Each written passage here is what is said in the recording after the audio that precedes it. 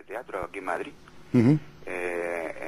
Estaba viendo una representación de Shakespeare y El Mercader de Venecia. Sí. Y el teatro estaba prácticamente lleno y yo creo que fue una buena representación, ¿no? y la gente disfrutó, y es verdaderamente, yo lo estaba pensando, y verdaderamente heroico que en pleno siglo XXI se sigan representando obras de Shakespeare de finales del siglo XVI, principios del XVII, siga acudiendo la gente y siga disfrutando. ¿Sabes lo Sí, que... la verdad es que sí, la verdad es que sí.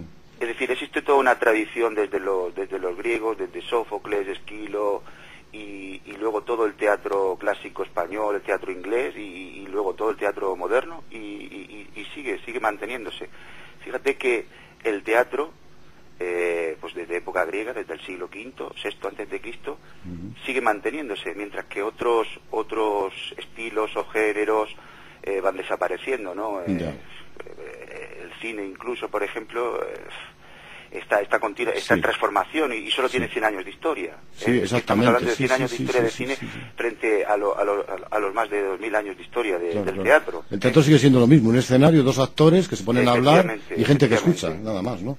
A pesar de los ataques, y bueno, siempre se dice que el teatro está en crisis. Yo creo que esto es una cosa de toda la vida, ¿no? Es decir, el teatro está arruinado, está en crisis, pero ahí sigue, ¿no? A pesar, digo, de los ataques de la televisión y del propio cine, ¿no? Claro, el teatro el teatro de variedades y de las salas de espectáculos, todo ha ido en contra del teatro, pero ha seguido resistiendo. Bueno, el propio hecho del surgimiento de nuevos géneros literarios, ¿no? La novela, etcétera. A pesar de eso, el teatro ha seguido adelante y tiene 25 siglos de historia, ¿no? Desde la época de los griegos, ¿no? Y también es previo a la novela, claro. Que también es previo a la novela. Claro. Es previo a la novela, efectivamente. Solo la poesía épica es anterior, es decir, es uno de los géneros literarios más antiguos y con mayor tradición. Bueno, otra frase, esta anónima, dice: si es verdad que la vida es un teatro, me gustaría que el apuntador hablara más alto. Dice la frase, ¿no? Sí, en fin, no sé, Rabindranath Tagore, mucha gente ha hablado sobre el teatro, ¿no? Dice, por ejemplo, Ionesco: si es absolutamente necesario que el arte o el teatro sirvan para algo, será para enseñar a la gente que hay actividades que no sirven para nada y que es indispensable que las haya. El mundo es un telón de teatro tras el cual se esconden los secretos más profundos, de Tagore, este ya te lo he dicho. Groucho Marx, esta es de humor: he disfrutado mucho con esta obra de teatro, sobre todo en el descanso. En fin, no sé. Sí, no, bueno, y además es que el teatro da pie a combinar los dos grandes géneros, la tragedia y la comedia, ¿no? O combinarlos al mismo tiempo, ¿no? Como hace Shakespeare. Sí, claro. El Mercader de Venecia es de Shakespeare, ¿verdad? Sí, El Mercader de Venecia. La combinación es como pasa de tragedia a comedia, ¿no? Una cosa que también se intenta hacer en la novela o en el cine y es de una dificultad enorme, y en el teatro se ha conseguido, ¿no? Por ejemplo, Shakespeare lo consigue con gran facilidad, pasar de hechos trágicos a hechos cómicos y al revés, ¿no? En muchas de sus obras de teatro, no solo en Mercader de Venecia, sino en Mucho ruido y pocas nueces. Y va pasando de la tragedia a la comedia con una facilidad asombrosa. Y otros autores lo intentan hacer en la novela o en el cine, ¿no? Y es de una dificultad enorme. Claro. Oye, por cierto, hablando de novelas, publicaste Bajo el arco en ruina, ¿no? En el 2007. Sí, esa fue... Háblanos de esto, a ver. Sí, eso fue mi primer trabajo. Bueno, en realidad algo que no hemos comentado es que, bueno, hemos comentado de pasada, es que trabajo como guionista, ¿no? Y he escrito varios guiones de largometraje y de cortometraje, etcétera, ¿no? Y es curioso porque Bajo el arco en ruina, que se publicó en 2007, empezó siendo un breve relato o un breve argumento que iba a dar pie a un guión. Sí. Y finalmente lo que iba a ser en principio un guión se convirtió en una novela. Bajo el arco en ruina en realidad es un texto de unas 150 páginas, sí. Que comprende o tiene tres relatos, ¿no? Sí. Entonces uno de esos relatos en los que yo uno de esos relatos en principio iba a ser el inicio, o era el inicio de un guión, y luego se convirtió en el inicio de una novela. Es curioso porque hace un par de años, hablando con la guionista Lola Salvador, la guionista de Las bicicletas son para el verano, una mujer muy veterana, le comentaba cómo a veces comentábamos precisamente eso, ¿no? Cómo uno a veces empieza escribiendo una cosa y luego acaba siendo otra cosa, ¿no? Con el paso del tiempo. Es una cosa muy curiosa, ¿no? Sí, incluso de una poesía a veces surge un relato, una novela y viceversa. efectivamente. Y viceversa también, ¿no? Como combinándose y cambiando los géneros, ¿no? Pasando de una cosa a la otra, ¿no? Claro. Bueno, ¿y te ves escritor entonces tú? Sí, es una cosa que quizá he ido asumiendo con el paso del tiempo, porque yo en principio, pues mi trabajo era como profesor de historia, como historiador. Sí, y empecé escribiendo, de hecho, artículos de historia, ¿no? Claro, porque, o sea, la identidad de escritor cuesta asumirla.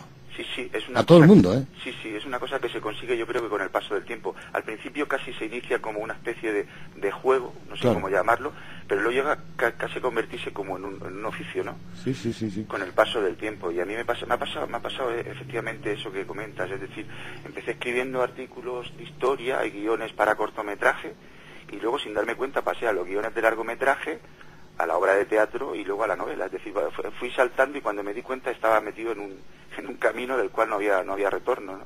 Ya. Es curioso, ¿no? Sí, te tengo que preguntar una cosa, sí. Le pregunto a todo el mundo, y antes de que me contestes te digo las respuestas que me dan, porque lo necesito. ¿Tú por qué escribes, Pedro? Porque escribo, pues casi te diría que como una necesidad vital. ¿También tú lo necesitas? Sí.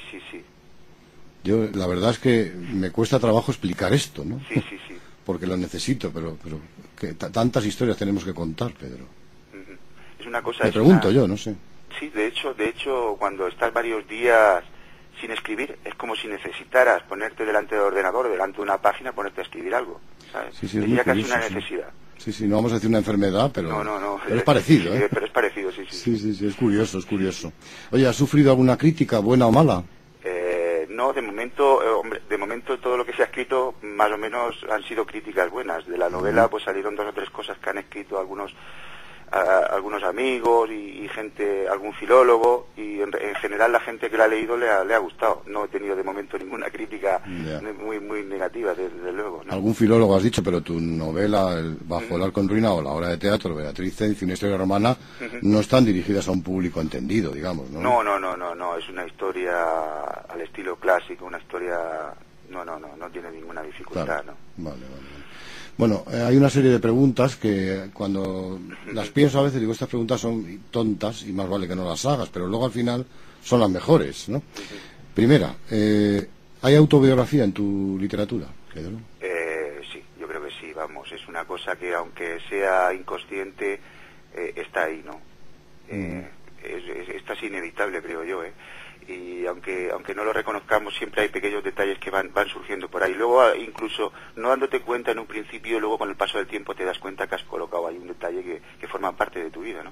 Claro. O sea, que tú vas con cosas que te pasan, digamos, o que vives, o que te cuentan, reconstruye la historia, digamos, ¿no? No es que es mi novela no es que sean autobiográficas, pero mi novela, porque en realidad solo he escrito una. Pero sí que me he dado cuenta que hay elementos que forman parte de las cosas que me ocurren, o de mi forma de ser, o de mi carácter, y incluso te lo apuntan. Gente que te conoce dice, claro. Este detalle me suena a ti, ¿no? Es decir, claro, me recuerda a ti. Te reconozco en tu escritura. Sí, y eso da mucho gusto, ¿no? ¿verdad, Pedro? Sí, es decir, por ejemplo, esta obsesión que tienes por los árboles, o esta obsesión que tienes claro. por tal cosa, o por tal objeto, dice, eso me recuerda a ti, ¿no? Y yo digo, pues sí, es posible, sí. Claro.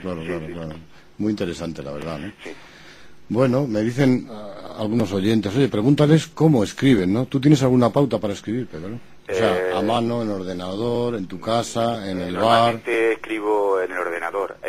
A veces escribo a mano. Lo que sí hago es, normalmente, aunque esté leyendo un libro...